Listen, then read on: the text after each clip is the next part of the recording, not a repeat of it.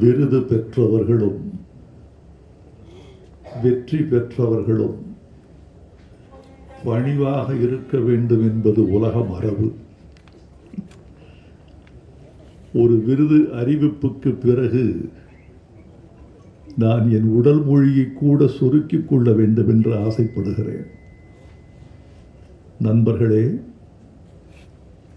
மகாகவிதைக்கு மலேசிய இலக்கிய காப்பகமும் தமிழ் பேராயமும் இணைந்து வழங்கும் இந்த பெருந்தமிழ் விருதுக்கு நான் தகுதியுடையவனோ இல்லையோ, என் மகாகவிதை தகுதியுடையது. செடியை விட செடியில் இருக்கும் பூவுக்கு மரியாதை அதிகம் என்பது போல, பசுவை விட குழந்தைக்கு அது தருகிற பால் உயர்வுடையது என்பது போல, என்னை விட என் படைப்பு உயர்ந்தது. காரணம், அதில் தமிழ் இருக்கிறது. அதனால் அது உயர்ந்தது என்று நான் நம்புகிறேன்.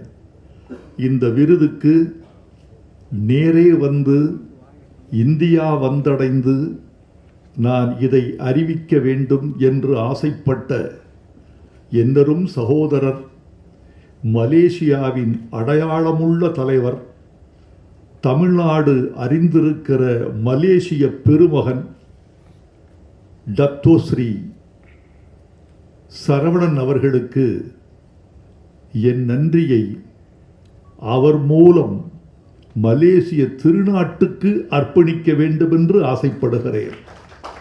தேர்ந்தெடுத்த குழுவினருக்கு என்னுடைய நன்றியும் வணக்கமும் பாராட்டும். நண்பர்களே, இந்த விருது என்னுடைய மகிழ்ச்சியில் உச்சத்தில் இருக்கிறது என்பதை நான் மறைக்க விரும்பவில்லை.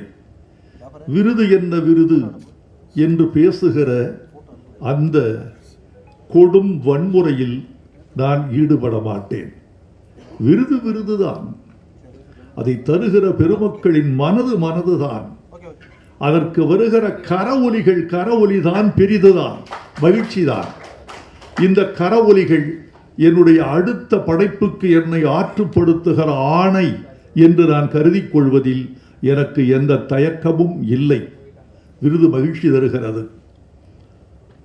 குழந்தை தன்னுடைய கர்ப்பப்பையை விட்டு முழுக்க வெளியே வந்து விழுந்து விட்ட தருணத்தில் ஒரு தாயின் இடுப்பு வலி எப்படி காணாமல் போகுமோ,